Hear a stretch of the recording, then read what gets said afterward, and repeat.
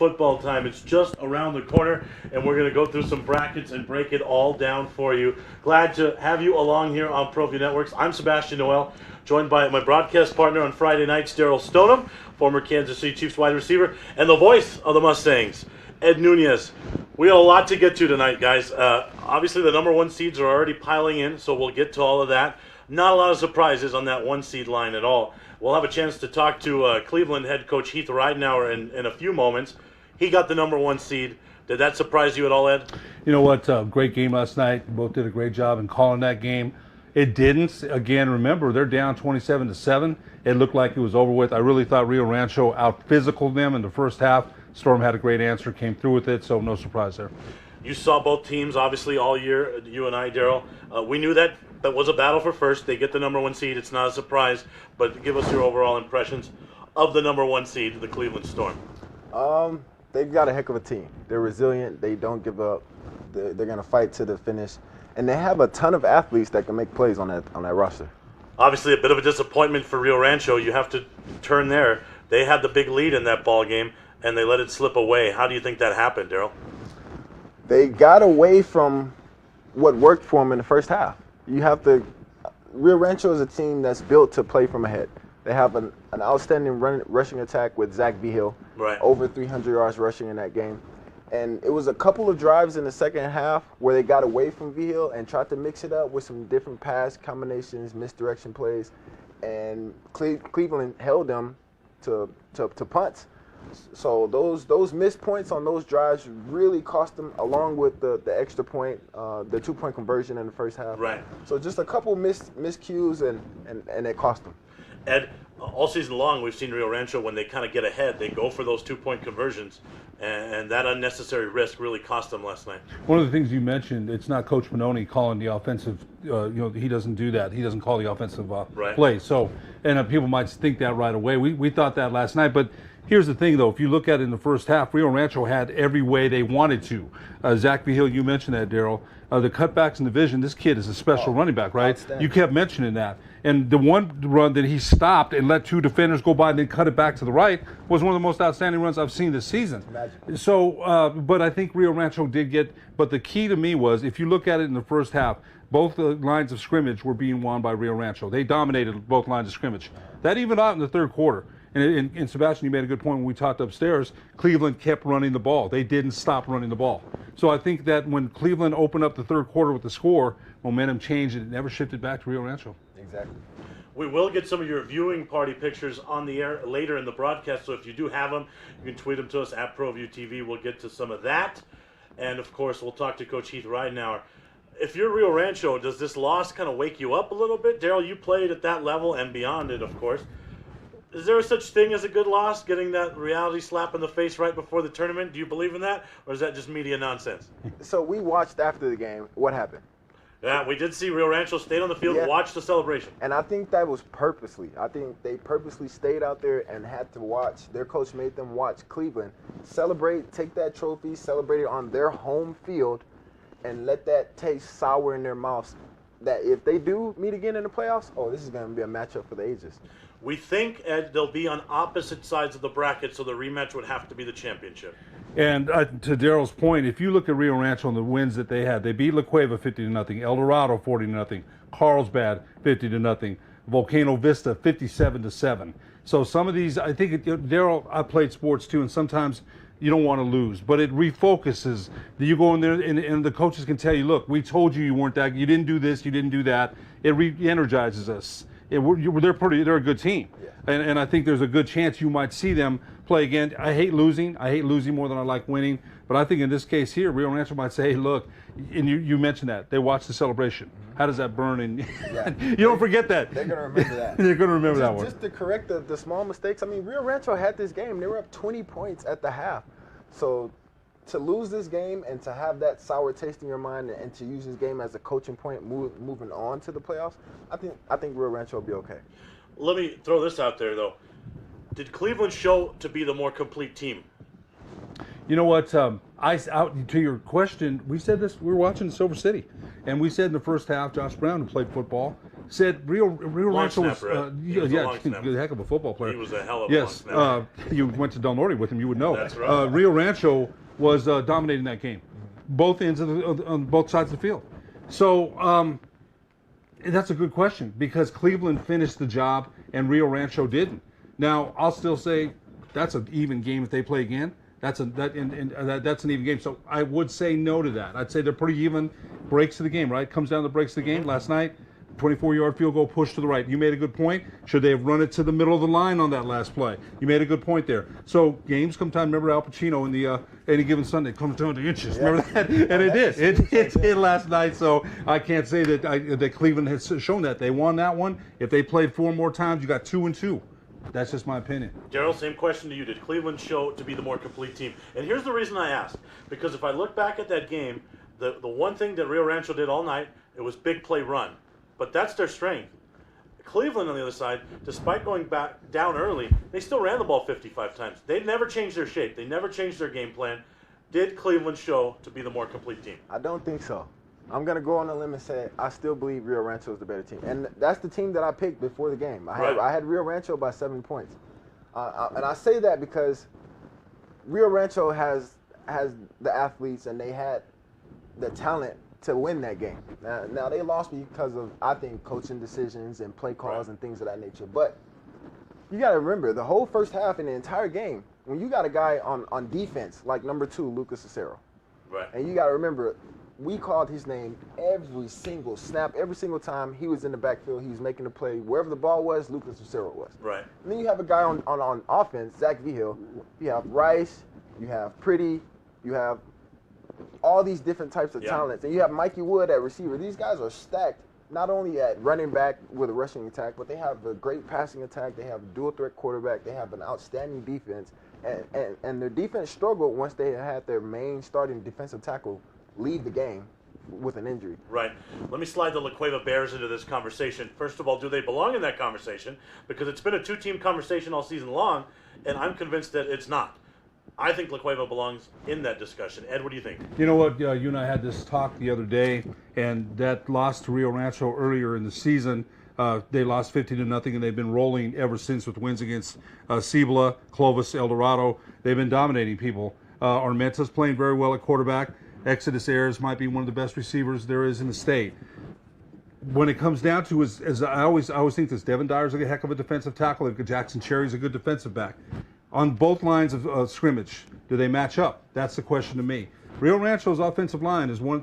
They're huge. Yeah. They're big. So I think that's where it all comes down to me. The question there, Brandon Back is one heck of a coach. And I'd say I don't know if they match up quite well with them yet. Rio Rancho, let's just say this. If they finish the job there, and remember, Cleveland had 2 red zone opportunities that they didn't score on in the first half. So I think La Cueva is in the equation for sure. Whether they match up physically on both sides of the lines of scrimmage, I'm not sure. Before you answer that, Daryl, I did talk to another head coach in the classification. He'll remain nameless, but he said, look, these things happen. They go down early. La Cueva doesn't have any of their horses on offense. I asked this coach, I said, well, the defense was still out there. They got punked. I mean, there's no excuse for that, right? Exactly. But he said, look, it just happens. These are kids. These are high school kids. It's homecoming night. Your offense is just shattered with injury. You go down early. You don't think you have the horses to come back. And so the defense kind of gives up a little, packs it in. Mentally, they check out of that ball game, and it snowballed. You don't want it to happen, but it can happen. La Cueva has shown us nothing since to tell us that they're that team from that night. Moving forward, no one's played better quarterback than Aiden Armenta. They have a huge advantage at receiver. We named a few, but you could name a bunch more, including Ian Sanchez. Defensively, Mason Posa, the freshman, has just been lighting guys up. They're a different team. Do they belong in this discussion? Without a doubt, no question. And you know, this is my favorite team. Yes, it is. La Cueva is my favorite team. They're a team that they're not the team that we saw early on in the season getting blown out. Now they have an entire healthy roster. We have my favorite player in the district, Exodus Ayers. Outstanding talent at wide receiver. Like you said, Aiden Armenta is playing lights out football. This team is a team that you do not want to see in the playoff if you're Rio Rancho, if you're Cleveland, if you're any of these other teams. La Cueva is a scary team to face in the playoff. Armenta's so good, he's got a better QBR than the guy we think is the best quarterback in the state. Aiden Chavez, right? Yeah. He's been playing that well down the stretch. You add Mayu Robertson to that. He's been injured most of the year. They bring him back. They move him to running back. Now they go 3 deep at running back with Bowie, with Robertson, and with Cavanis. Yes. It's a lot of weapons, Ed. You know, you mentioned the rating for Armenta. It's 137.8. So that quarterback rating there. And I had a chance to do their game against Cibola, their opening game. And Cannabis and Bowie, Cannabis will put his head down and get 5 yards. That guy, he gets the tough, dirty yards. Bowie outside the tackles. So, yes, again, I still say that it comes down to the lines of scrimmage. Can they compete there? And if they can, La Cueva absolutely belongs in that equation. Let's stay in the classification. And we mentioned Aiden Chavez. Obviously, he's leading the way, and he's leading his Cibola Cougars. Cougars lost on the last game of the season to Volcano Vista, so they finished 4th. We'll get to the Hawks in a moment, but I want to talk about Cibola first. Can they make some noise in this tournament, Daryl? I think they can make some noise, but not enough. They can scare a couple teams, but I don't think they have enough to beat the team. They can make it close and competitive when you have a guy like Aiden Chavez and, of course, the people's champ and Lopez at wide receiver. That's a dynamic duo with those two guys, so you always have to account for those two, but I just don't think they have the complete team to run the tables in the playoffs. Fantastic catch, by the way, by Marcus Wilson in that last game as well. But defensively, I don't think they get the credit they deserve a lot of times. And they really balance out their offense. But right now, they got some red zone problems. And if you don't score in the red zone, you got problems, Ed. Cibola, can they make any noise in this tournament? Before you answer that, as usual, they played the toughest schedule out of anybody. Yes. Yeah. Rod Williams always does. Can Cibola make noise in this tournament? Well, 5-4 and 2-2 to your point. Losses to La Cueva, they beat Las Cruces, beat El Dorado, lost to Las Lunas, lost to Rio Rancho, lost to Cleveland. Daryl, you mentioned Nathan Lopez. That kid is dynamite. I mean, makes some tough catches. You guys had some games with him when he made catches in the end zone, the corner. Yeah. I mean, diving. That one he laid himself out for at Rio Rancho. He's an amazing quarterback. Aiden Chavez. They're going to throw middle screen, tunnel screen, every screen imaginable. Yeah. So Marcus Wilson does give you that threat over the top. Right. So you know what? I'd be a little concerned about them because they do have that offensive firepower, but I just don't know if they have the horses to match up with La Cueva, Rio Rancho, or Cleveland. Exactly. What about if they're in a tight ball game? Do they have the best player on the field at all times in Aiden Chavez, or is it state tournament time? You need a running game. I mean, could Chavez quarterback them all the way into a Final Four run, you think? I think that'd be tough. I mean, he's going to be the best quarterback on the field, no matter who's playing against. But to say he can lead the entire team, the defense struggles a little bit. I mean, they struggle quite a bit. And if anything, I would rather have a dynamic running back like Zach Beal, because now you can chew up the clock. Well, there's only one Zach Beal, my man. Okay. but that offense is so high powered that they score so quickly, and their defense doesn't have the firepower to keep up with them, and they give up touchdowns, and it's just a high scoring game. So I don't think they have the defense to stick up with it. But Aiden Chavez is an outstanding quarterback. I mean, Anthony Garcia has proven to be more than a capable back, though. So they have balanced out their offense. But I get it; they're just not winning enough games, right? Is that what it comes down to? You know what? If you just mentioned yourself, the schedule they play is murderous, man. It is. And but again, you look at the loss to Las Lunas as well. They're in games. They played Rio Rancho well. You guys had that game out there. They look good against Rio Rancho. Then all of a sudden, Rio Rancho has the better talent on both sides of the ball. That's what it comes down to. I think the Cibola's offensive line. You mentioned can he quarterback them to a Final Four? You got to have a lot of things go right on the offensive front, and I don't know that their offensive line is as good as some defensive fronts that we've seen. Let's stay in the city here and talk about Volcano Vista a little bit. A lot of blowouts against some not so good opponents, right? Obviously, they had their 2 chances against Cleveland and Rio Rancho. Couldn't get it done there. What can Volcano Vista do in this tournament? It's a team that puzzles me, Ed. I think defensively, we never talk about their defense. Their defense is pretty good. I would make the argument that Tyler Martinez is the best linebacker in the state of New Mexico, hands down. The guy just hits people. But their offense never gives them any help. When the offense turns the ball over and over again, their defense is having to bail them out constantly. They've lost some games that would have catapulted them into a first-round bye. What are your thoughts on Volcano Vista? I'm here 5-4 and 2-2, and Chad Wallen, he's been there a long time, and lost to Las Cruces. But remember that first game that they lost to Las Cruces, I think they had some. They didn't get to practice as much because of some COVID things. That was their first game. Lost to La Cueva. They beat Sandia, beat Atrisco, lost to Cleveland and Rio Rancho. So I think it's a mixed bag there. But you mentioned the defense on the linebacker. Caden Valdez is a pretty solid receiver. I think Gerardo's a good quarterback, and Pascal Elliott Bell is I love the way that kid throws a ball. Right. So, I think, again, remember how they came out against Cleveland. They came out punching them in the face, and Cleveland woke up.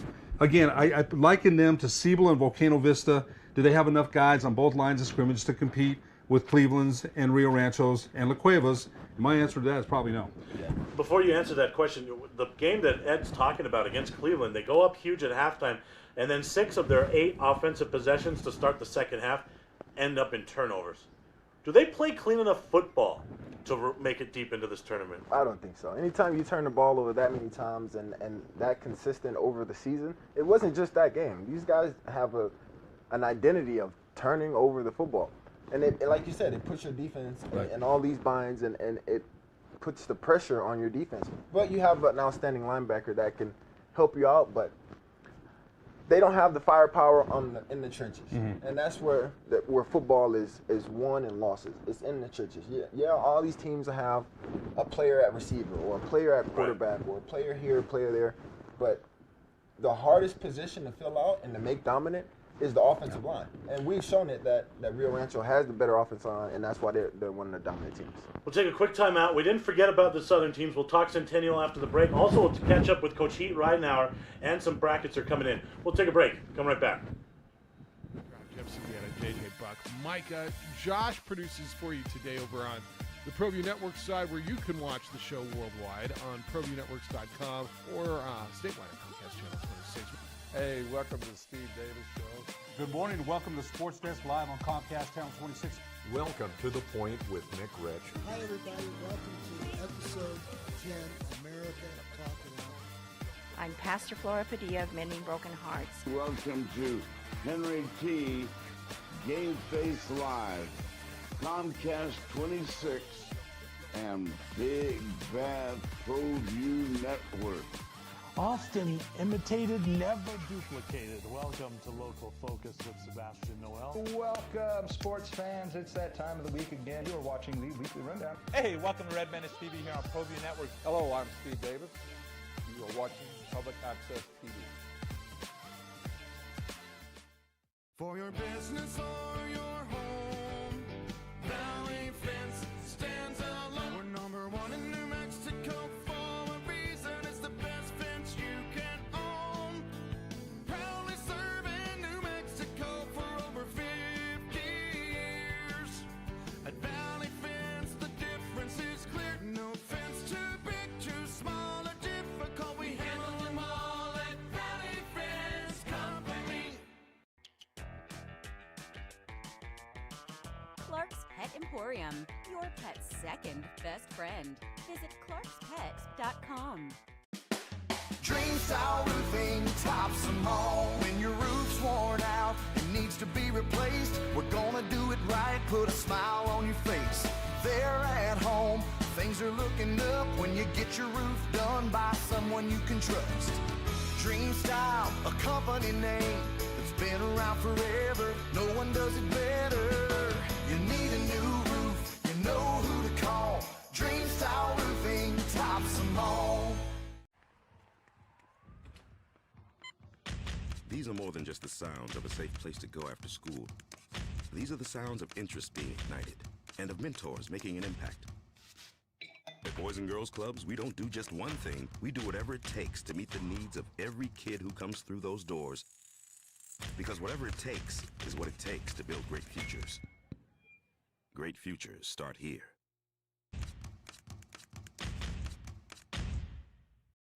High school sports are back. You can watch every Proview Network broadcast online on the NFHS network. Every moment from every game from every sport, including all NMAA state championship games. Get your monthly pass now. Just go to ProviewNetworks.com, click on the NFHS logo, and sign up today. Watch New Mexico's best.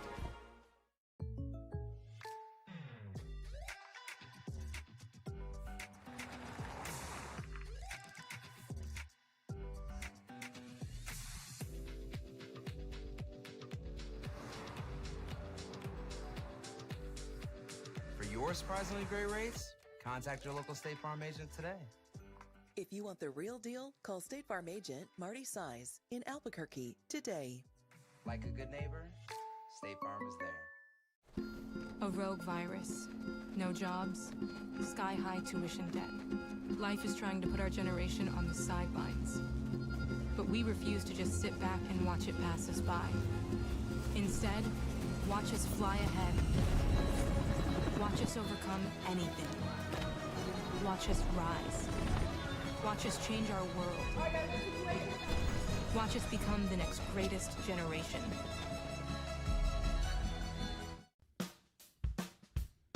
Well, I'm going to the frontier, walking to the cashier, order up a root beer and a number one.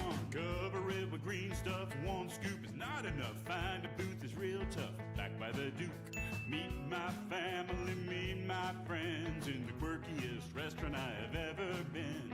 All of Albuquerque's favorite spot, it's the Frontier Restaurant. The Frontier Restaurant is a proud supporter of Proview Networks.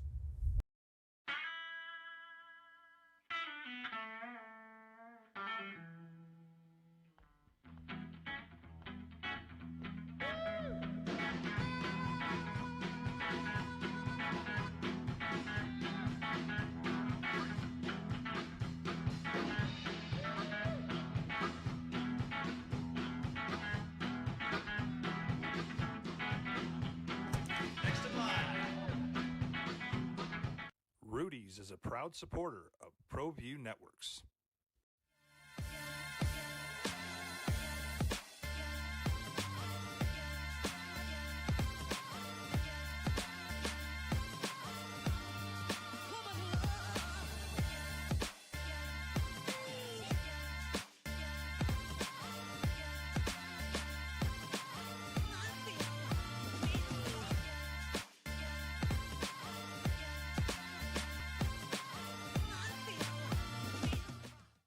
Don't sacrifice quality and flavor when you're in a hurry.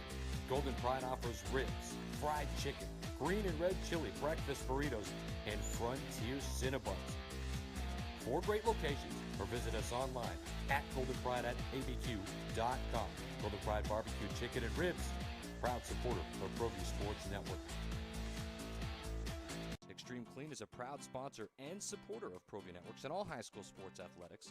Owner Mike McLean and Extreme Clean specialize in carpet cleaning for apartment, realty, business, and residential clients. With over 20 years experience, attention to detail and quality customer service matters. For more information, give them a call, 505-221-6440, Extreme Clean. Hi, I'm Staff Sergeant. Hey everybody, Richard Tripp here, the Athletic Director of West Las Vegas and a member of Proview Networks. Want to give a shout out to everybody at Proview. Thank you for the invite. Unfortunately, I cannot be with you guys this year. Want to give a shout out to our West Las Vegas Dons football team as we sit here and wait for this year's seeding to find out who and where we will be playing this year. Shout out to everybody around the state of New Mexico. We wish you the best of luck, and go Dons. He's with us in spirit, right? Even though he's busy working. It seems like you guys are busier when you're retired than when you were working. We bring in Manny Lucero now to join us. Manny, it's great to see you, and it's great to see Richard, even though it was only on video there. Welcome. Thank you, and it's nice being back here.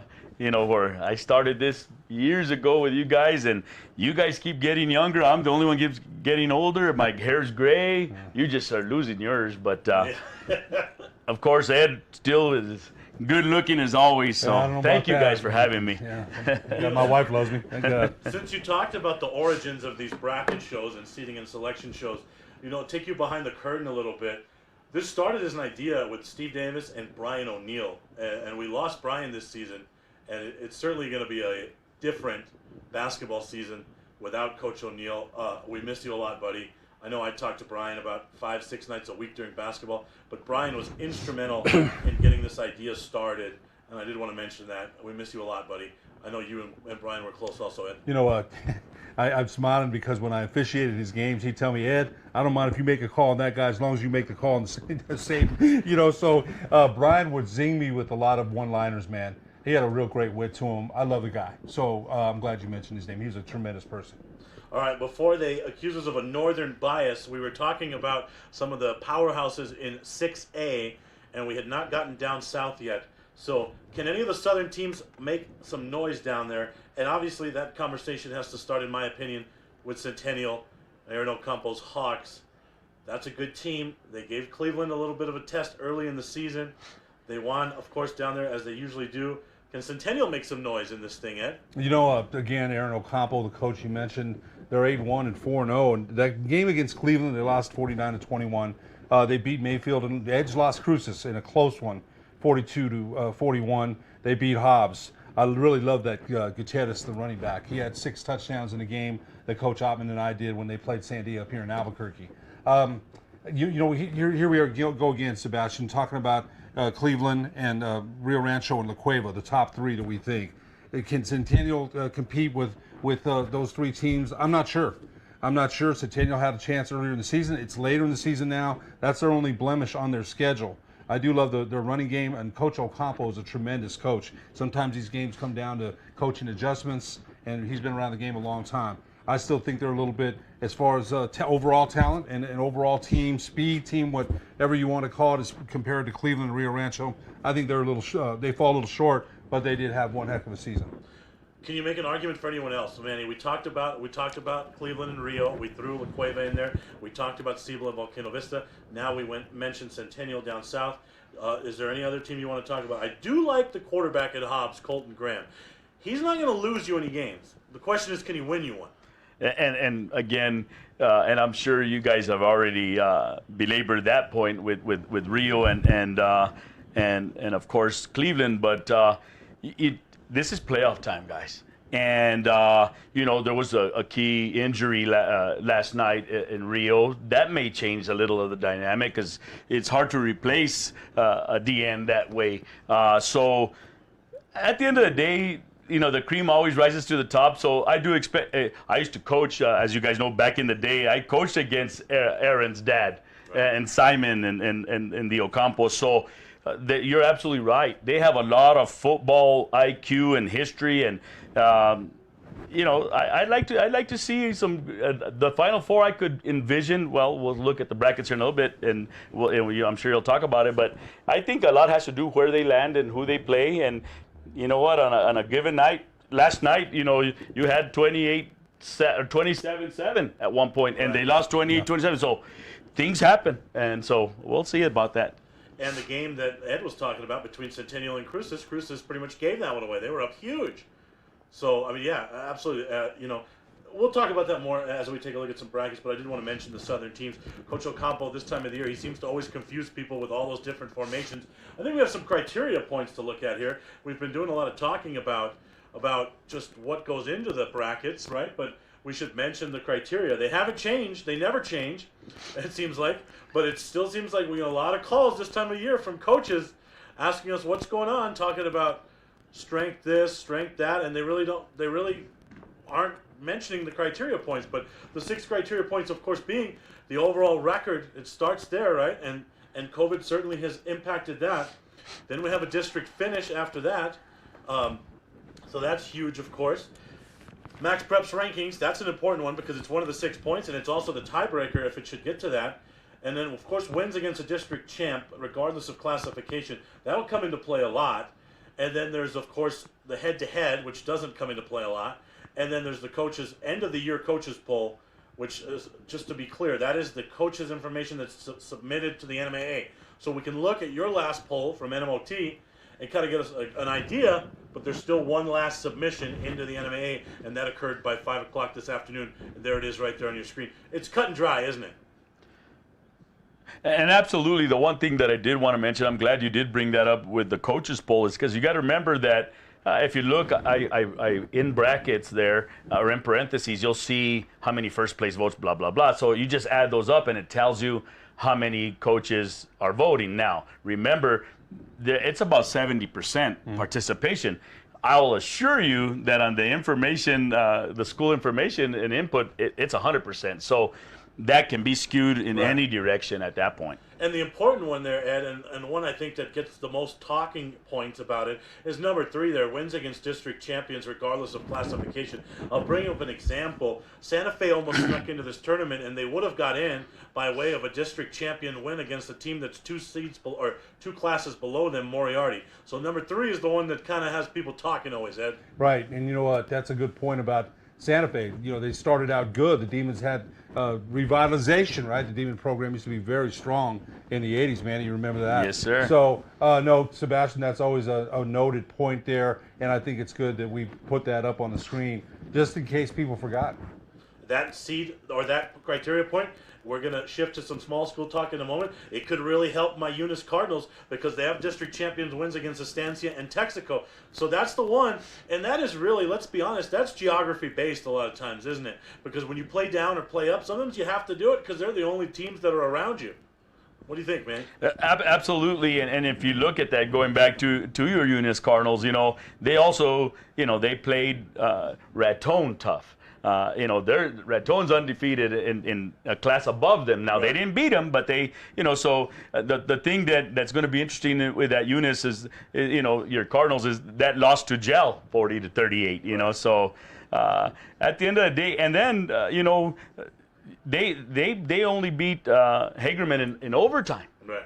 So there's a lot of parity in Class AA. Texaco doesn't always come in with a great record, but they play a much better schedule than many other teams in their class. You know, so I guess we'll have to see what the people that make those brackets have to say here in a little bit. They made them, and we got them, so let's look at them. That's why you're here, Manny, to break us down some 2A football. There you see the bracket. The number 1 seed, it's the Gel Panthers. No surprise. Congratulations to Coach Dusty Giles. 8-1 record overall, 3-0. They're the district champs out of District 4. That's a dominant team this year, isn't it? And then, you know, you got that good coaching. I mean, he proved himself up there at Escalante, and he continues to coach well. That's interesting, and they are dominant. Thule is 6-0, but as I did some research on them, you know, I mean, you can only play who you have in front of you, right. And they've done what they had to do. But I think that's going to be an interesting seed for me. I want to see how they play out because you do have the Eunices and you know, even Hagerman for that matter that have played some really tough competition coming into this tournament. Gel's only loss was to 3A Raton, and Raton's 10-0. 22 passing attempts for 223 carries. And 22 passing attempts there out of their quarterback position. They run the ball a ton, right? So only 22 passes all year, 223 carries. Wow. You know what they want to do. They want to pound the rock. And this time of the year, Ed, that works a lot, doesn't it? Well, I'll tell you what, it does. And them being the number 1 seed and having home field advantage, that certainly helps as well. But you always think about cold weather and running the ball. So Jal's done a good job of that this season. They'll get the 8 seed, the Estancia Bears, 5-4, 3-0 in districts. They're the district champs out of District 1/2/5. It's a 1-8 matchup. You don't anticipate an upset, but you do have to account for Estancia's quarterback, Jabray Boyer. He had 17 rushing touchdowns on 102 carries. He can hurt you, Manny. Absolutely, and again, you talk about running and weather. I mean, that's what the Bears do. They run just as much. So that's going to be a good matchup. The most intriguing one is going to be a rematch of an overtime game that we just mentioned, and that's going to be Hagerman and Eunice. That's going to be an intriguing matchup for a first round. So let's jump down to it. So number 3 seeded Eunice Cardinals, 6-3, 2-1 in district. They were the runner-up in District 4. Congratulations to Coach Greg Jackson and the Cardinals. Obviously, they're winners. That's what they do in Eunice. They just win. Micah Tippett, their fantastic running back, 8 touchdowns. He's just under 900 yards. The quarterback, Conager Pierce, he's thrown for 18, run for 11 more. They got a real good-looking defensive end in 6'3", Ovi Ontiveros. That is a good football team. But Hagerman showed that they can hang with them. Hagerman, they come into this thing with some confidence, that's for sure, and that's important in that matchup. The Bobcats 4-3, 1-2 in their district. They were in 3rd place finish out of District 4. That's a much tighter matchup than the seed lines indicate, isn't it, Manny? I believe so. I mean, one of the things that you have to also put a little asterisk there is, you know, Hagerman beat Nimi. And Nimi's is a district champion who, you know, beat Hope, beat Dexter, beat some really good teams. And so Hagerman, I think that's a much closer matchup than what the seeds would indicate. Ed, I know you love the quarterbacks, and when you have Jonah Bejarano, 17-2 touchdowns to interception for Hagerman. Quarterback's going to take care of the football. He's going to give you a chance to win that game. That should be a barn burner. Well, I'll tell you what, Eunice, if you think about it, not every time I know you've made some trips up there, Sebastian, to that field up there. It's an incredible place to play football. But like you just mentioned the quarterback for Hagerman, and those are great numbers and somebody you can count on to take care of the football. Let's not leave out the number 2-seeded Tularosa Wildcats, 6-0, 3-0. They're the district champs out of District 3. That's a good football team. They'll get a matchup against number 7, Lordsburg. Tell us about that matchup, Manny. Well, again, this is one of those, and I'm not going to take anything away from the Wildcats. Thule, like I said, they've done what they had to do. They beat everybody who they put in front of them. I just don't know, and you guys were talking about earlier about strength of schedules and all that kind of stuff. As a kid, as a coach, you just have to go there and do your job against whoever you have to play. You know, like I said, doing research could be suspect. Lordsburg, I think Lordsburg can give him, for a 2-7 matchup, that's a little bit of it could be a very interesting matchup there in that. I think you can talk yourself into more upsets than normal in this year's 2A bracket, Ed. You know what? I think that's a great thing about any bracket that we have in the state tournament, whether it be volleyball, whatever it is, football. You just don't know what the upsets might happen. On paper, it looks like that team should win. Sometimes it comes down to breaks of the game sometimes. Yeah, absolutely. Lastly, I want to talk about Texaco and Capitan. Texaco 4-4, 2-0 in district under head coach Bob Gilbreth. You mentioned it. They leave the state a lot to play in Texas. Would you be shocked if Texaco somehow made its way through this bracket, Manny? Well, yes, you're saying yes. You want me to pump the brakes, don't you? Well, gel is no joke, and so looking at that would be their next matchup if they can get through. I mean, remember it's a 4-5, so they're pretty evenly matched. A 4-5 matchup in most cases, if they get through Capitan, and not to say that Gel would get through Estancia. I'm just saying, if the seeds fall the way they should and they meet Gel in the second round, that to me would be the more intriguing matchup, because Texaco does go and play Texas schools, and we talk about strength of schedules and so on and so forth. But that one to me would be a more intriguing matchup in the second week. All right, just for fun now, Ed, who do you have going to this championship? Well, I'll tell you what, I'm not as real familiar as Manny is, but just looking at the season that, you know what, I'm gonna pick Eunice. I'm gonna go with Eunice. My man, Ed. Yeah, I'm gonna go with Eunice. Manny? Well, if Eunice, they do beat Hagerman, like I said, that's a rematch of an overtime game earlier in the season. I would see Gel and Eunice in the state championship, and I think Dusty Giles is going to put another blue trophy on his mantle. I think I might have to have Judge Jimmy Jones look into some of your finances. I'm going to say it's going to be a Gel and Eunice championship. Excuse me. And I'm going to go with the Cardinals there, because I bleed Eunice Cardinal red. So 2 Cardinals picks there, but this bracket does seem a lot. I mean, usually it's just straight chalk at the 2A level, and I think this year we could have some upsets. I agree. Yeah. Well, that'll be a 2A bracket. Only time will tell. Is it another championship for Eunice? And then of course, who owes who, right? The home field, you never know. I mean, it's obviously always a beautiful setting in Eunice, but chances are they might have to go on the road eventually, right? On the second game even. Right. All right, so that'll be it for the 2A bracket there. Again, tweet us at us at Proview TV. We're going to take a quick time out here. Come right back with more. Stay tuned.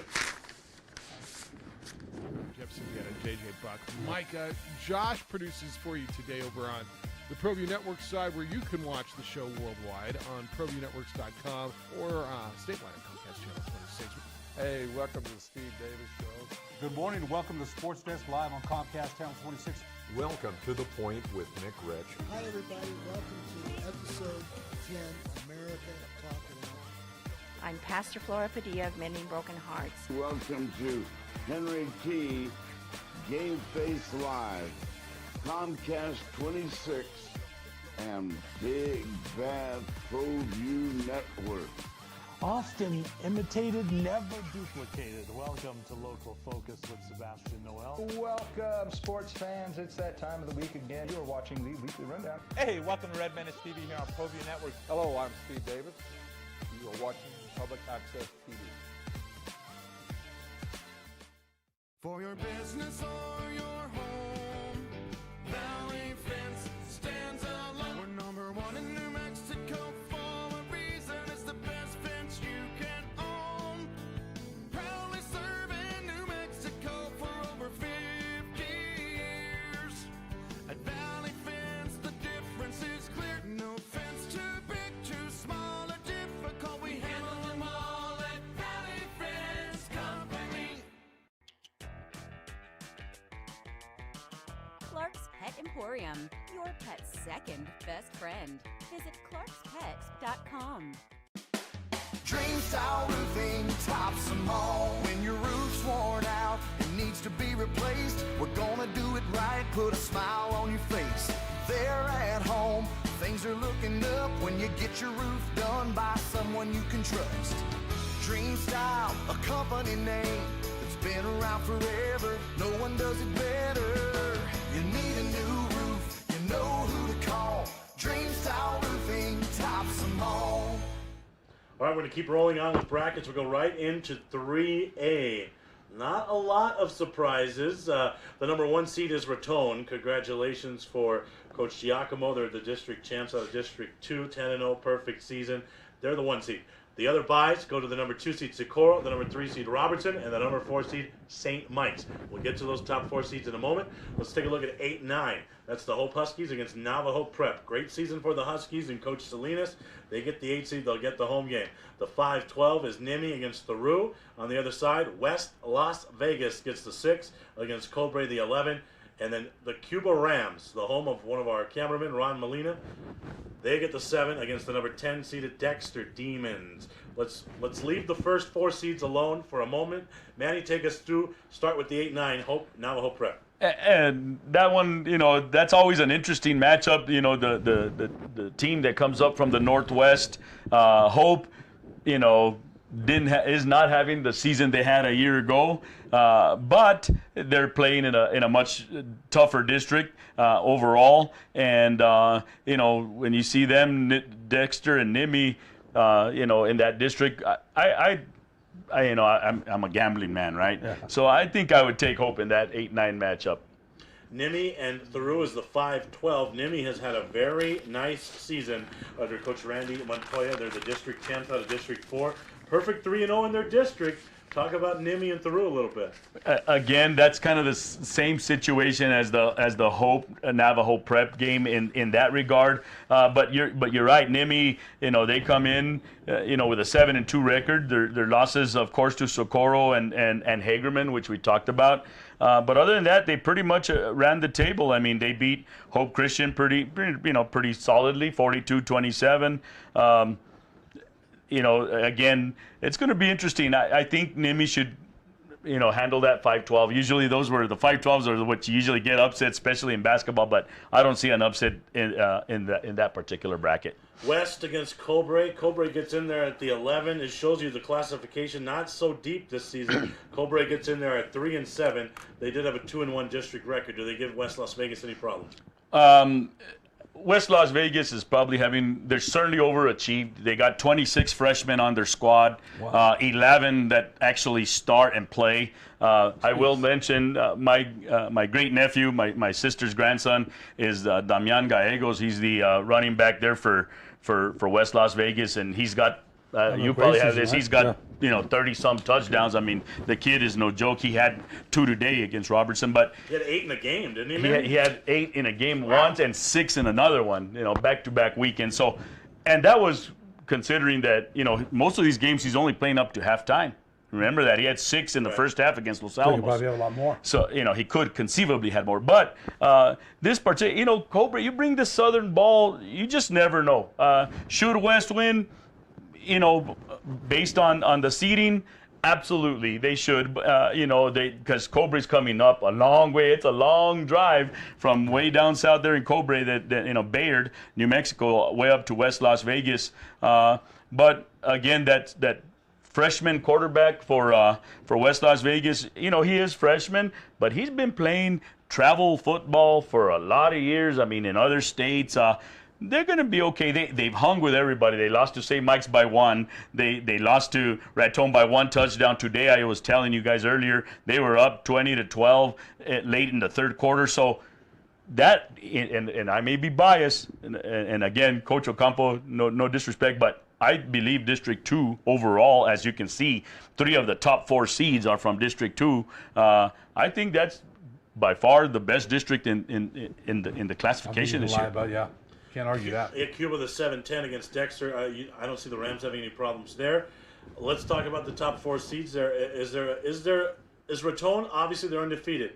Are they that much better than those other 3, or would you make a case for any of those other teams?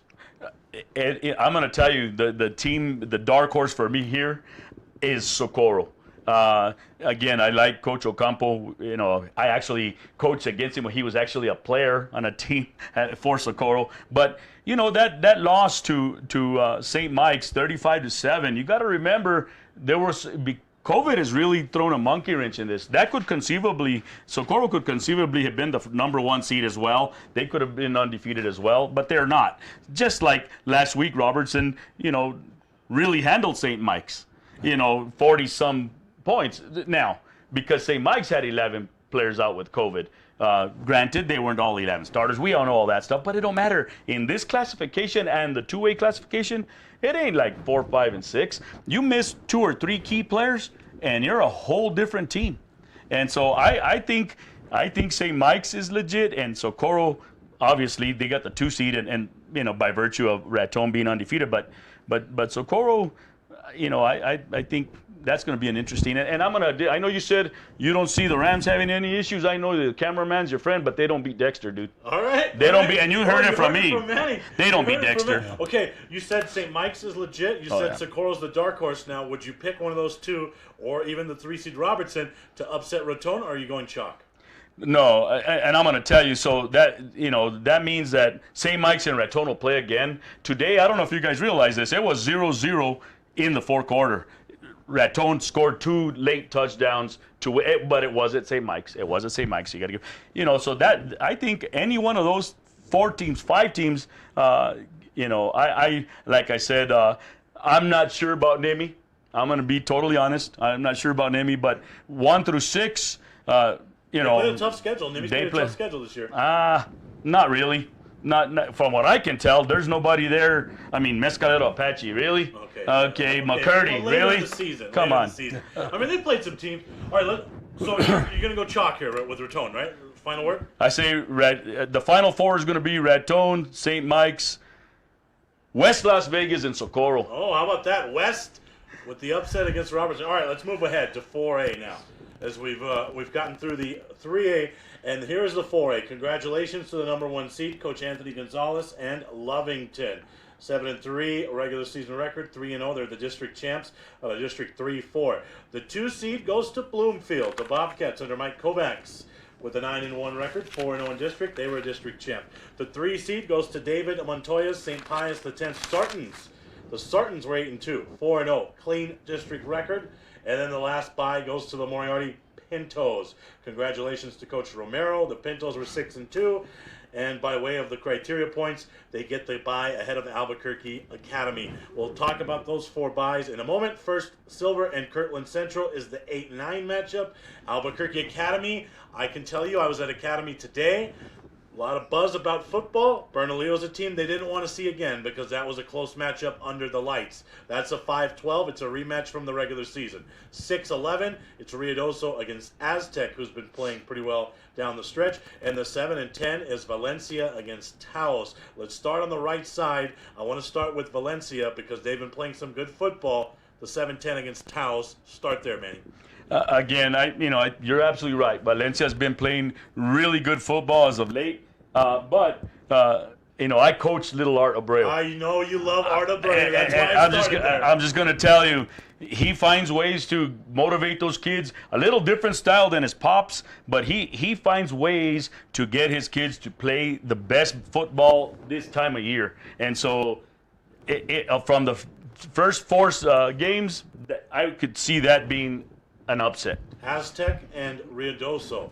Aztec's been playing, decent, but I mean, still, they come into this with a 3-7 record. 3-7 playoff team. Do they have a chance against Ruidoso, man? I look at this bracket, the 3A teams beat most of these teams. And so, you look at Ruidoso, they're 6th seed. I mean, they lost to Robertson, who came in 3rd in that district, or 2nd. So, you know what? I think Aztec, that Northwest football over there, they have a typical good schedule. That was going to be a lot closer than a 6-11 seeding would indicate. 8-9, Silver, Kirtland Central. Last one, Manny, and then Ed and I will take the city matchup. I think, that's going to be a good matchup.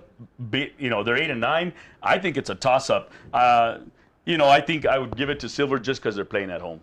All right, Ed, let's talk 5-12 here. It's Academy against Bernalillo.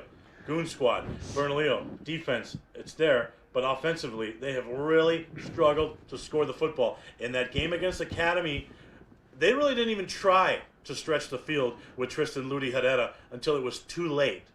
Can they reverse fortunes in this rematch? Is Academy too strong? I think Academy falls in love with their passing game sometime. They don't get it to Conway enough. What do you think about that 5-12? Yeah, it's a good analysis there. And I think Conway between the tackles is a darn good runner. Rivera thrown to Garris, that's a good combination. They came up short against St. Pius on an extra point, and Pius was down to their 3rd-string quarterback. So I thought it was a game that they might win if Sapien is out, and they didn't. But Coach Kobos does a great job at Bernalillo. I really think the world of Coach Kobos. They've struggled the last couple of weeks, though. They've really struggled. They started out well. They finally put some points on the board this last week. Yes, so they did. That had to be a relief. So that might give them some confidence. But I'll tell you what, the Whitakers on defense for the Academy, they're pretty darn tough. Brody Whitaker leads them with 54 tackles, I believe, and he's got 6 sacks. The Academy's, I think if they can put it together, sometimes you mentioned that, Sebastian, I think it's a good point. They fall in love with the play action. They've got a good tight end. Their offensive line is decent. I think they're a good team. But sometimes I think they should just feed Conway, let him run downhill. He's a big back. Let him fall forward for a couple of yards, but sometimes they get away from that. In that game, they had a few interceptions, but they dropped about 3 or 4 more. Rivera was not on his game that day. But Bernalillo, it was head-scratching. They really didn't throw it down the field to Ludi Herrera until the 4th quarter. I mean, constant 2-3 yard passes. Then they finally stretch it and they move it down the field, but it was too late. I know that's a matchup that probably Coach Garris is not thrilled about at all. All right, let's tackle the top 4 seeds there. Lovington obviously had a great season, Manny. Well, and we do this coaches poll every week, and they started off with an extremely tough schedule, but they were still getting voted number 1, number 2, and all the fans, that the NMOT sports fans would say, how could these losing record teams be ranked so high? Well, obviously, look, now the end of the season, it's over. The coaches knew what they were talking about. Yeah. I think Lovington's legit. I think they're legit. Bloomfield at the 2 seed under Mike Kovacs taking over, coaching change there. Not much has changed. They're 9-1. They just steamrolled through their district. Talk about them. Same thing. They play a good schedule, and they had no problems with that. With it. 9-1. The other 2, I'll let Ed, because I don't want to be negative, so I'll let Ed talk about the next 2. Bloomfield did have an opening game against St. Pius. They beat them by 3. And according to Coach Dave Montoya from St. Pius, they had the ball in the red zone at the end of the game. And, Bloomfield did beat them. But, I think that was a game that was close. Bloomfield's had a good season. You mentioned that. They beat Hope. They beat the Academy. They beat Valencia. They beat Kirtland Central. So they have had some good wins. All right, Ed, you give us the inside info. How serious is that injury to the quarterback, Sapien? You know what's up? I just read about that. Thursday we're out in Silver City. But Coach Dave Montoya did say, with Pius getting a bye, that he thought he'd be ready for the next round. And it's going to be imperative that he is, because I'll tell you, they've got weapons in Esparza and Coash and Ibarra, and it's not the same without Sapien behind center as the quarterback. Manny, you didn't sound too impressed with St. Pius, but I'll give them this. Every game they're in seems to be a 1 or 2 point game, so they know how to win those close games, don't they? Absolutely. And I didn't say I just said compared to Lovington and Bloomfield, the other 2 top 4, at the end of the day, I see it being a Lovington-Bloomfield championship. Ed, do you see Pius making a run? You know what? Without Sapien, if they don't have him now, Marco Ribada has 1,403 yards rushing, 6.1 yards per carry, 140.3 yards per game. That kid can run inside and he can run on the outside. Well, he breaks the school rushing record, and Tim Keller's at practice the next day. That's pretty impressive. It really is. But we mentioned Bloomfield is they're very good. Lovington, they have 3 losses, but they beat Santa Teresa, they beat Roswell, they lost to Hobbs. Hobbs is being a higher ranking than they are. They beat Silver, they beat Portales. They've got some weapons there. Their quarterback throws for 213.8 yards per game. So I think Manny's right. Lovington's had a good season. Let's flip ahead to 5A now. A few surprises there. I don't know. Can you really call anything a surprise anymore? You know what the seeding criteria are. There's the top 4 seeds, the buys. Farmington, the number 1 seed. The number 2 seed goes to Las Lunas. The number 3 seed goes to Roswell. And then the 4 seed goes to Artesia. We'll tackle those top 4 seeds in a moment. Let's look at the outside of the bracket. 8-9 is Santa Teresa against Piedra Vista. The 5-12 is Mayfield against Los Alamos. The 6-11 is Goddard against Valley. The 7-10 is Deming against Belen. I want to start with the 5-12 because I absolutely love Mayfield. Do you agree with me, or am I crazy, Manny? Well, I saw Los Alamos play against West Las Vegas. West Las Vegas put 70 points on them, 70 plus.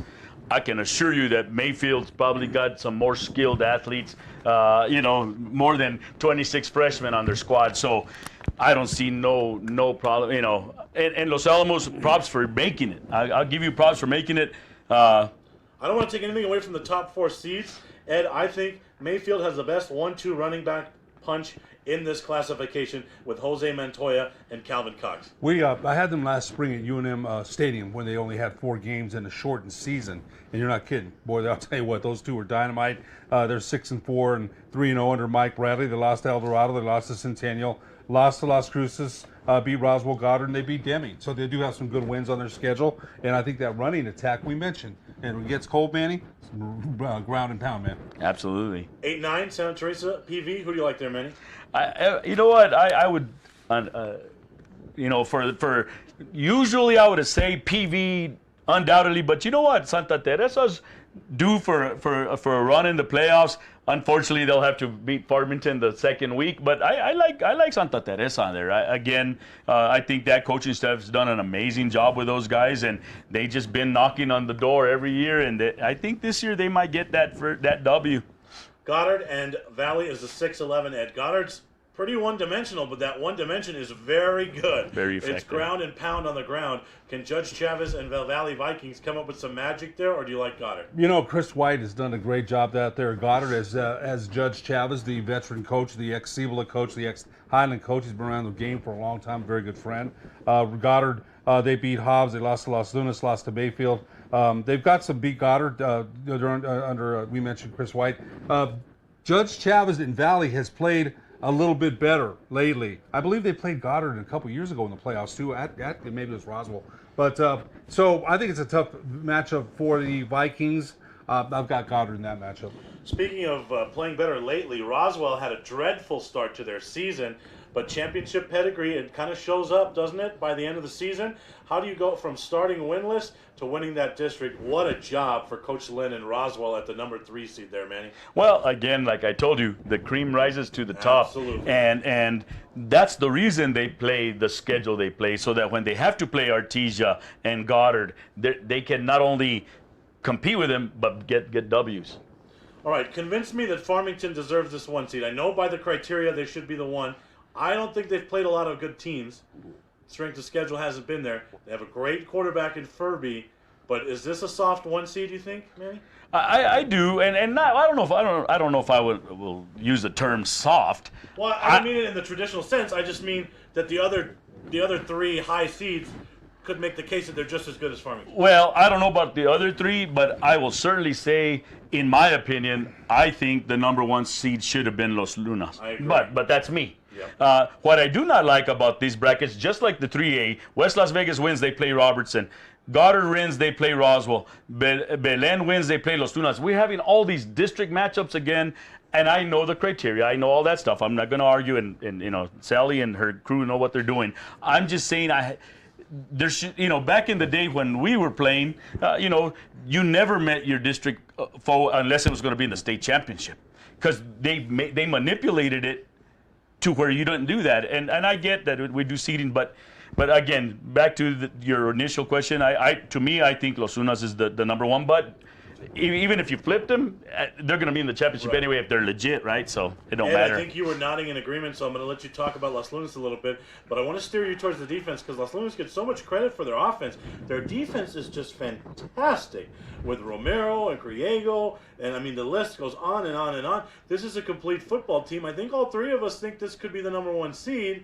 So talk about Los Lunas. Well, you just mentioned that their safeties hit. Their do they ever? Their safeties hit. Their quarterback Sermon is a good running quarterback, can pass the ball. But you look at Coach Hennington. Remember, Coach Malpin left in March or April. He took over late, and he switches this offense from a ground and pound or a passing aerial attack to a ground and pound, and did a darn good job of it. Because you got your linemen, they're drive blocking now, they're pass blocking now, they're drive blocking. Mm-hmm. So I think Coach Hennington, I had him on the sports desk earlier this year, has done a great job. And to your point, about Farmington, I believe you're both right. I think Las Lunas, in my opinion, too. You mentioned it, Manny, that Sally and her crew do a great job, and they do. Sebastian, you mentioned Furby, the quarterback at Farmington's got a quarterback rating of 129.0. So he's had a great season, no question. Lastly, Titletown, Artesia. Is there any magic in Artesia this year, Manny? Yeah, I mean, they've already, obviously they lost to Roswell. They did beat Goddard last week. It was a good game. But you know what? I'm going to go back to Mayfield in that second matchup. I like it. I'm going to pick that upset too. But let me even say this. What else? If we're thinking that Farmington, and I'm not going to say soft. I mean, if they played Mayfield last year in your game, I believe. I could see a Mayfield Los Lunas championship in this. Oh, Manny, are you reading my notes? Okay, because that's who I like in the finals. I like Los Lunas over Mayfield. I'm going to take Mayfield to make the run all the way to the championship. Is that what you like too? Yes, sir. Okay, that's Ed, exactly. We kind of went way out on a limb there by picking a 5 seed. Reel us in. What do you like? You know what? Out of that bracket there, it's hard to pick against Farmington. Maybe they don't deserve that number 1 seed, but I've got Los Lunas over Farmington. Now, you mentioned Artesia. I do want to mention this. They won 4 of 5, but there was a point there. In 2 games, they gave up 138 points in 2 games, 70 points to Cleveland. Unheard of at Bulldog Bowl. Unheard of. And then they did, they had another game where they won 65-58. Now, Coach Malpin is, love Coach Malpin. He's former Artesia quarterback. He went home. They did win 4 or 5 though towards the end of the season. So I think they're trending upward. But as far as the teams in that class, are they as good as Farmington? Are they as good as Las Lunas? I don't think so. So that's my pick there. Las Lunas versus Farmington for the championship. I'll take the Tigers. I do want to add one thing, if I may, with Artesia. I have family that played there. In fact, one of them's coaching there, Derek Montoya, and Ike Montoya was the head basketball coach. Anyway, this is the Cooper Henderson philosophy, and all these guys are Cooper Henderson disciples. Oh yeah.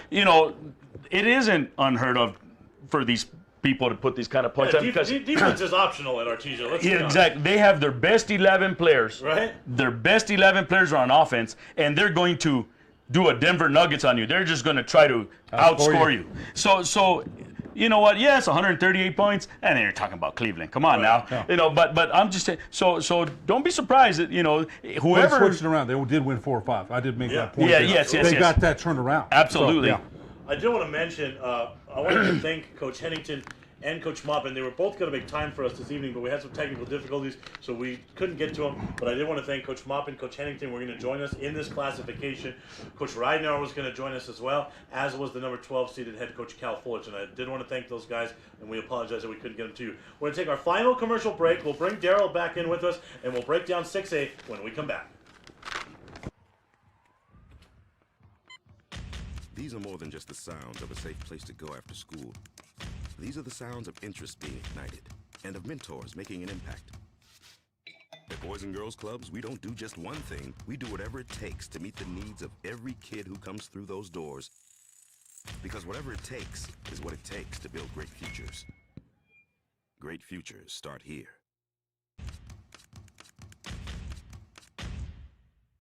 High school sports are back. You can watch every Proview Network broadcast online on the NFHS network. Every moment from every game from every sport, including all NMAA state championship games. Get your monthly pass now. Just go to ProviewNetworks.com, click on the NFHS logo, and sign up today. Watch New Mexico's best.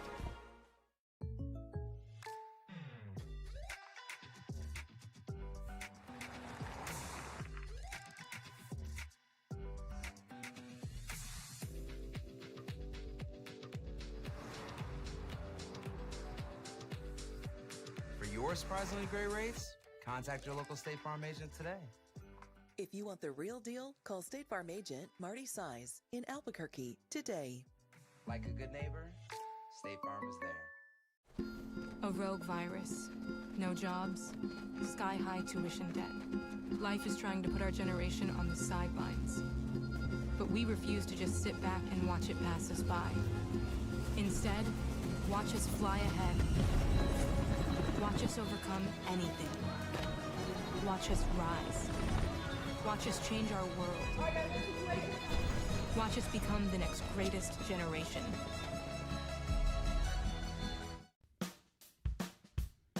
Well, I'm going to the frontier, walking to the cashier, order up a root beer and a number one. Cover it with green stuff, one scoop is not enough. Find a booth is real tough, back by the Duke. Meet my family, meet my friends in the quirkiest restaurant I have ever been. All of Albuquerque's favorite spot, it's the Frontier Restaurant. The Frontier Restaurant is a proud supporter of Proview Networks.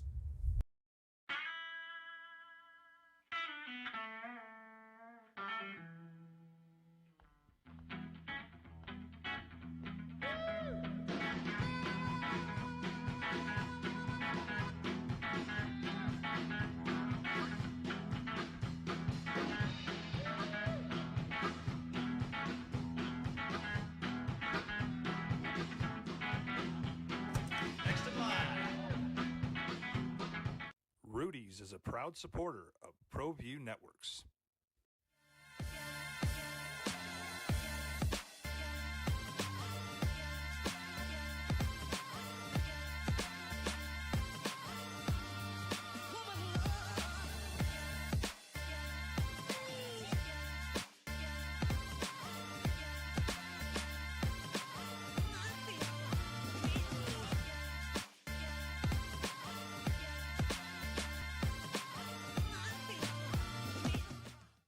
Don't sacrifice quality of flavor when you're in a hurry. Golden Pride offers ribs, fried chicken, green and red chili, breakfast burritos, and Frontier Cinnabons. 4 great locations, or visit us online at goldenpride@abq.com. Golden Pride Barbecue Chicken and Ribs, proud supporter of Proview Sports Network. Extreme Clean is a proud sponsor and supporter of Proview Networks and all high school sports athletics. Owner Mike McLean and Extreme Clean specialize in carpet cleaning for apartment, realty, business, and residential clients. With over 20 years experience, attention to detail and quality customer service matters. For more information, give them a call, 505. Drive, Jefferson, Indiana, JJ Buck. Micah, Josh produces for you today over on the Proview Network side, where you can watch the show worldwide on ProviewNetworks.com or statewide at Comcast Channel 26. Hey, welcome to the Steve Davis Show. Good morning and welcome to Sports Desk Live on Comcast Channel 26. Welcome to The Point with Nick Rich. Hi, everybody. Welcome to episode 10, America Talking Out. I'm Pastor Flora Padilla of Mending Broken Hearts. Welcome to Henry T. Game Face Live, Comcast 26, and Big Bad Proview Network. Often imitated, never duplicated. Welcome to Local Focus with Sebastian Noel. Welcome, sports fans. It's that time of the week again. You're watching the Weekly Rundown. Hey, welcome to Red Menace TV here on Proview Network. Hello, I'm Steve Davis. You are watching Public Access TV. All right, we're back here. We got our wide receiver, Daryl Stoneham, back. We do have some social media interaction. The Cibola Cougars are having a viewing party. Check this. Look, they got the fire pit going. Look at the Cougs, man. Love the Cougars. We talked about them. We'll talk about them a little more in just a moment when we break out the 6A bracket. Also, I think the Hobbs Eagles are watching in Hobbs, America. We'll get that up as soon as we can. The Eagles, again, nice quarterback. You know, the lefty, Colton Graham, we talked about him earlier. They're the Eagles. They are watching. But there we are on the big screen there. Look, you like that? You see that there? You see yourself on the big screen? They're watching, man. They look like they're in school, but the camera does add a couple extra pounds. I don't know about all that. I don't know, brother. You look all right to me, man. All right, so let's throw that 6A bracket up there. I know we talked about it a lot early, but now we finally have some matchups to talk about. And of course, we were not surprised at all with the number 1 seed. That's Cleveland. The number 2 seed is Rio Rancho. The 3 seed is La Cueva. The 4th seed Centennial. We'll tackle that in just a moment. The 8-9 matchup, which we predicted a week ago, it was Hobbs against El Dorado. I want to make a note.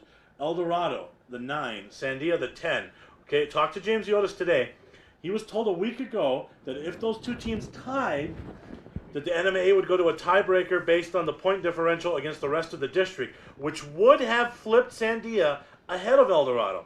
So when that didn't happen, James reached back out to the NMAA this evening, and they said because those two teams didn't play, the NMAA could take them as a tie and pick either one ahead of the other. Wow. They went with El Dorado.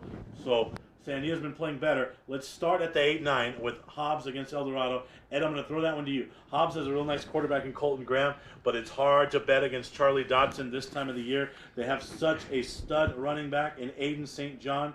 He's only trailing Martel Mora in rushing yards, but they're really banged up. This is an interesting 8-9 matchup. Talk about it. Eagles versus Eagles, and I'll tell you what, you're right, Sebastian. When El Dorado has to throw the ball, they struggle. They when they run the ball, they do a little bit better. Hobbs 4-5, 1-2 lost to Clovis, lost to Ortiz. They did beat Roswell.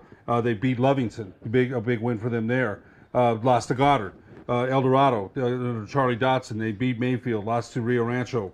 Lost to Cibola, lost to La Cueva, and they beat Clovis. So I think they've been playing, and a good win for them against Clovis Thursday. That one there, I've got to go with the it's an Eagles game, right? I'm going to go with the El Dorado Eagles. I think they'll come out of that one.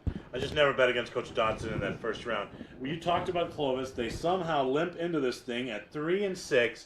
They get into the tournament because of a 3-game winning streak during district. They beat Santa Fe in district play. That's essentially what knocked Santa Fe out, that 3-game winning streak, and their district finish also kept West Mesa out. Clovis sneaks in at the 12. They'll have to travel to the Field of Dreams to play Las Cruces. Las Cruces gets the 5 seed, but that team is a little more one-dimensional than in years past. Am I wrong in thinking that that's just all Dallas Boyd there in Cruces? You know what? Dallas Boyd's a darn good quarterback. You mentioned that. You know what, Sebastian, think about it. They've had some close games. They lost to, they had Centennial, right? Then they lose to Centennial 42-1. They also lost to Cibola. They lost to La Cueva. Lost to Cleveland. They did beat Mayfield. We mentioned they lost to Centennial. That first matchup, Field of Dreams, that's a tough matchup for Clovis. They did get in. Coach Fullerton has had to deal with a lot of things all season long, but I like Las Cruces in that matchup. Yeah, you mentioned Coach Fullerton having to deal with a lot of things. 2 days before two-a-days started, the central office in Clovis dismissed 2 of his coordinators, including his best friend Drew Hatley, as well as Jeff Gillespie. He has to replace his staff right before the season starts. Inexplicably, he didn't know anything about it. And, you know, can they rally the troops and say it's us against the world? I mean, on a personal note, if I had a son, I'd want him to be coached by Drew Hatley, but that's just my personal take on it. Okay, I love those guys down in Clovis. They brought up some great young men to go through that program, and they're obviously doing something right because a lot of them are playing at the college level. So I really, my heart goes out to those 2 guys that lost their job at the beginning of the year. Can Coach Fullerton rally these troops? I don't know. It's a 3-win. At the end of the day, it's a 3-win team. It's a tough mission for Clovis, and he also brought his father, the legend Dale Fullerton, out of retirement to help him coach. And you remember, Dale had to step aside as the athletic director so Cal could take the job at football. You have to wonder if Cal's even going to be back next year after all that stuff that's happened. But let's put that aside. The 6-11 matchups, Volcano Vista against Carlsbad. And then the 7-10 is Cibola against Sandia.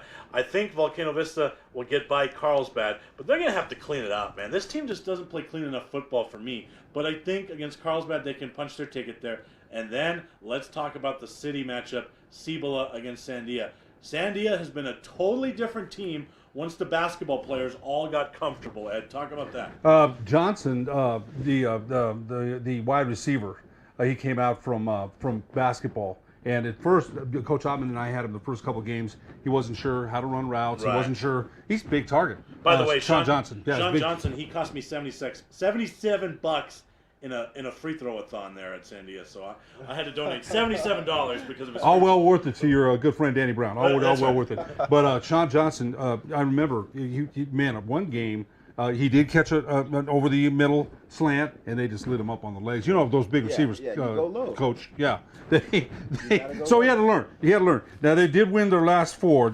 Santa Fe, Albuquerque High, and Clovis gives them a little confidence coming into this game. But in that matchup there, So Ed, hold on real quick. They made a switch at quarterback. They put Dalen Moyer in there at quarterback, another basketball kid. It's been a different team. No, it has been. Lujan, the starter at quarterback, he's playing receiver now. So Moyer, he doesn't have a huge gun. He's got a kind of an unorthodox throwing mechanism, manners. He'll throw it sidearm. He gets the job done. You got a target like Sean Johnson, who's 6'6".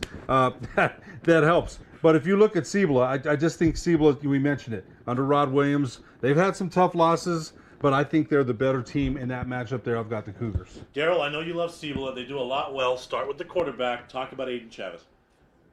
What's not to say about Eugene Chavez? He is the best quarterback in the state in my eyes. And we've covered a couple games from Cibola and seen Aiden in person. And the throws that he makes, I mean, I've been to the NFL Combine. I've seen college quarterbacks. They're going to test certain routes. And the main route they test is the field comeback and the field out route. And Aiden Chavez makes those throws look easy. So not only do they have the better roster, they got the People's Champ. Yeah, They got the People's Champ. People's Champ, Nathan Lopez. They have a stable of running backs. I think they're the better team, and they get the victory. Marcus Wilson could make an impact during these playoffs. That's an athlete on the field. Another basketball player. He made a tremendous catch in the last game. I mean, I still have trouble dismissing Cibola. So if they get a rematch, let's move it forward. Volcano, Cibola, they just played last night. Cibola could not punch it in the red zone in a 7-6 matchup, Cibola against Volcano Vista. I think Cibola can feel good about that. Would you take Volcano Vista there, Ed? Or would you pick Cibola in that 7-6 upset? Well, Volcano Vista beat them, as you mentioned last night. Those are the kind of things you hope that they are cleaned up at the end of the year. But Volcano Vista, Gerardo Bell. He's back, so that's huge. Yes, Caden Valdez, you mentioned they have a great linebacker. Best linebacker right. in the state, Tyler Martinez. But I think it comes down again to the lines of scrimmage. Can Cibola's offensive line, give Chavez time to pass? They have when they have. They're going to run. We mentioned every screen under the book. Nathan Lopez, that guy's a playmaker. He makes plays, right? I mean, you're always saying, go out and make plays. That kid makes plays. Playmakers make plays, and he's one of the guys that makes big plays. Those two teams are rivals. They don't like each other. Volcano Vista, Cibola, who's the more disciplined of those two teams in a rematch? Because that's going to be a physical game. There's going to be some flags. Who can keep their head? Volcano Vista not always known for their discipline, right? So, I mean, that's an interesting matchup. I got to give it to Cibola. I mean, not only the discipline aspect of it as well, but the turnovers. Volcano Vista turns the ball over way too much. They don't protect the football, and Cibola does. And I do think, Ed, if it stays low scoring like it was last night, that would favor Volcano Vista. I think Volcano Vista, if their offense can finally kind of supplement what their defense is doing, Tyler Martinez and company, they do such a great job. Just don't give the other team the ball. Yeah. Just don't you turn have it to keep over. it away from Aiden Chavez. And Volcano Vista will win that game. But that's easier said than done, isn't it, Ed? You're coming down to the end of the season, and you have a team that has problems, and you're hoping they're going to clean it up, right? Again, if that matchup happens again, Volcano Vista did beat them last night. They've got to feel good about that. If there is a second-round matchup, I would tend to favor Cibola if they do play again. I would tend to favor Cibola, but I think that's going to be might be a coin flip, man. Might be a coin flip. If we have chalk on the other side, that would give us another rematch. If the 5-seed Cruces would get another crack at the 4-seed Centennial, huge lead. That game got flipped on its head in the second half. If those two teams met again, Ed, what would you think would happen? Again, I'll tell you, Centennial coming out with a 42-41 win, and Cruces led big.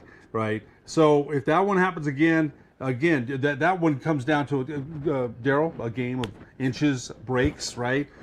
Breaks of the game. That one's a razor thin margin there. I tend to favor maybe Las Cruces in the rematch. I might tend to favor them. Although I'll tell you what, I do think a lot of Centennial and Aaron Ocampo. I just don't know if they're as good as Rio Rancho, Cleveland, or La Cueva. I think they're a shade below those teams. I don't think that Hobbs or El Dorado, whoever wins that game, would give Cleveland much trouble. Unless one of you guys wants to disagree, we'll move past that and move ahead to a possible La Cueva Volcano Vista 3-6 matchup.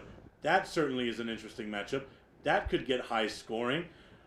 Again, does Volcano Vista have enough discipline there? Does Volcano Vista clean it up enough to give La Cueva a game? Daryl, you're shaking your head. What do you think? I don't think they have enough in them. I mean, we talked about the hottest team coming into this playoff is La Cueva. I mean, they're hitting their full season stride. They're getting, they have they're healthy. They have their entire roster healthy. These guys have weapons among weapons, the best receiver in the state. So I think they're hitting their midseason form. They're finally starting to gel, and I think they're my dark horse to win state championship. What do you think if that 6-3 matchup comes up? Does Volcano Vista challenge La Cueva? Is that a La Cueva runaway? What do you think, Ed? You know what? We didn't even mention Hammaker, the linebacker for La Cueva. Oh, well, the names. I mean, You know, Yeah. if we had enough time, and we don't, you can make the argument that La Cueva is the most talented team in this tournament. The names at every Right. position. You got a freshman in Mason Posa. You got Dyer. You got Lee. You got Hammaker. And that's just talking about the defense, right? Then you flip it to the other side on offense. They're the deepest at receiver. They're the deepest at running back. Armenta's been twirling it, right? I would make the argument that they're the most talented team, but on paper. But the game's not played on paper. No, it's played on no. the field, and they got punked by Rio. So that happened. Yeah. I'm going to give them the benefit of the doubt. Playoff football is a different game. It's different than the regular season. The players are more sharp, they're more focused, they're more dialed in. And like we said, La Cueva has the best roster, and I'm counting on these guys to be dialed in. It's playoff football. This is for all the marbles. It's no more. It's either win and you move on, or lose and go home. So I'm giving it to La Cueva. All right, Cibola, if they get through at 7 and Rio Rancho's the 2, that brings up an interesting matchup. Cibola against Rio Rancho. Those two teams saw each other in district. Cibola got battered and bruised when they went back-to-back weeks against Rio and Cleveland. They get a second crack at them. Will the results be any different, Daryl? I don't think so. I think it stays the same. Cleveland, they're just a dominant team, and I think they. Well, we're talking Rio now. Yeah, well, Cleveland and Rio. Right. I think they're the two dominant teams in this bracket. But can Aiden Chavez attack that defense at all? I mean, before last night, 0 completions thrown at Lucas Lucero. You talk about Lucas Island, they're not even throwing at him. If anyone could maybe kind of pick apart a defense, it would be Chavez, but in that first matchup, it wasn't pretty, Ed. Can they turn it around? If you look at it, Cibola came out and played very well in the first Strategy quarter. was great. Rod Williams had a game plan. Remember, Lopez made a great catch. Great. I remember you even describing those great catches. Outstanding. So, but again, do they have the personnel to match up overall with Rio Rancho? The answer to me is no. And that's not to say that they're not a good team. Aiden Chavez is a great quarterback for sure. We're talking overall on the lines of scrimmage in particular, exactly. and I don't In think the they trenches, do. Yeah. I think Rio Rancho has a distinct advantage. And Rio Rancho's defensive line is amazing. And but if Hontanosas is not healthy, that's an X factor. He's a huge piece. That's All right, so now we got La Cueva and we got Rio Rancho. They get the rematch that they want, 50-0 on statewide TV. Now they got the rematch. Can they flip it around this time? I think so. Ed? You know what? I'm still going to go with Rio Rancho. I think La Cueva will play him tough. I still think overall, I think Rio Rancho is the better team. I do. I do. I think it'll be a better game for sure. It won't be 50-0. You're right. La Cueva did have a lot of things that went wrong, and you made a point about the homecoming, the whole thing. I get that, but I still think Rio Rancho is the better overall football team. On both lines of scrimmage, I think they're the better team. And I'm biased. I love the high-powered offenses. Yeah, so I'm going with the quarterback, the receivers, the high. All right, on the other side, 1 against 4, another rematch. These two teams have played. Cleveland against Centennial. Can Centennial pull the upset this time, Ed? Centennial lost 49-21 the last time they played. That's not a close game. I think Cleveland last night, it's good to get punched in the face sometimes. It is. You right? I mean, you've been out there. Yeah. You don't want to lose, but sometimes it makes you think, you know what? We got to play harder, man. We got to do better. That's when you find out what your team is made of, Exactly. you know what I mean? You got to put them through adversity. So I think Cleveland's on a roll right now. They got to feel pretty good about where they are. They were down 27-7. Everybody kind of gave up on them. I thought, even if we're up in Silver City, we're like, hey, man, this game might be over. And so they came back and won. So they got to feel pretty good about that. So I think I'd take Cleveland in that matchup. All right, so in your final, Daryl, you have Cleveland against the number 3 seed, La Cueva. How do you see that game ending?